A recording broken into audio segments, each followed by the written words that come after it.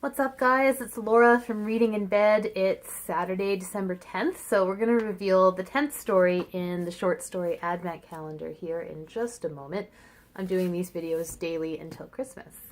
But first of all, I finished Jane Eyre last night, finally. I think this took upwards of 2 weeks for me to read. And while I liked it, I have two questions. One, why doesn't anyone ever talk about the almost ridiculous coincidence of Jane, stumbling into some part of England that she doesn't know and wandering around and just happening to collapse on the doorstep of people who end up being her cousins? I mean, give me a break. Okay, actually three questions, because that leads me to a second question, which I have asked before and still haven't really found a satisfactory answer, which is, in what year, at least in England, did it become not okay to try and marry your first cousin? Because that, well, it doesn't end up happening in here, but he tries. And yeah, I mean, I know this was like the 18, whatevers, but you see that in these books and into the 1900s for sure. So I just want to know when that ended.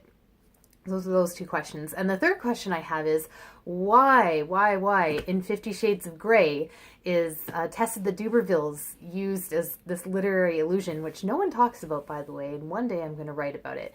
But there's this part where Christian gives Anastasia like a first edition copy of Tessa de Duberville's. He should have given her Jane Eyre, because holy crap, like that is the model for 50 Shades of Grey. Which, yeah, again, I'm probably going to have to write something about one of these days. I like the book, but there were some things. I'm repping one of my other favorite Bronte books right now. So anyways, done this. I have no idea what I'm going to read next. I'm only doing rereads this month, or things that I at least thought were rereads. But that's kind of a nice feeling sometimes, to not know what you're going to start reading. I'm sure I'll decide tonight.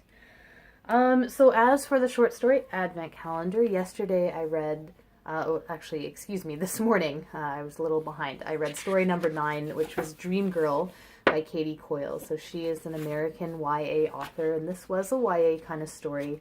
It was a magical realism sort of thing where a spurned boyfriend figures out a way to enter the brain of his ex-girlfriend and vice versa. Like it's quite weird.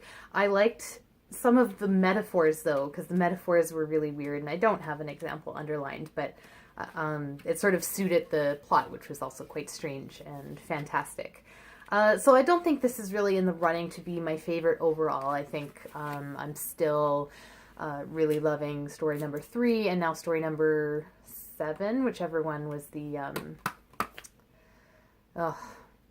the title's not going to come to me. I'll put it down below. Anyways, I still have 2 favorites which haven't changed, although I did enjoy this one quite a bit. So if you like YA, I would probably check out her books too. It's different than what you might expect.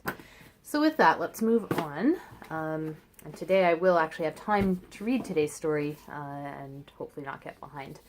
Seems like it's a pretty thin volume as well. So this is number 10. We've got some clocks in the design. The boys are downstairs. They had no interest. They're watching no laughing challenges on YouTube. Well, they're actually screaming at me right now, so they may burst in at any moment. So let's hurry up here. Having some trouble with the sticker. Here we go. Okay, so what have we got here? 2 minutes, 5 minutes, 10 by Manuel Gonzalez.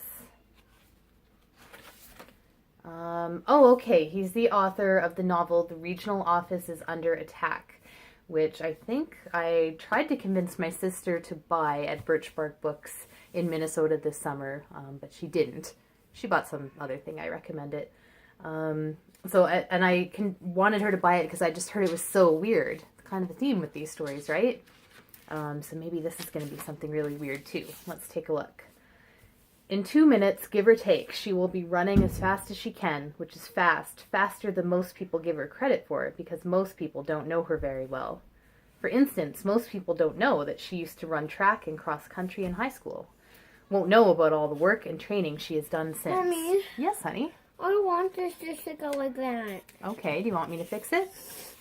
Emergency paper sword repair in progress.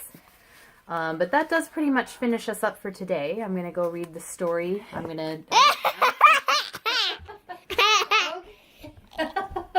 Henry, you can't let people see my messy room.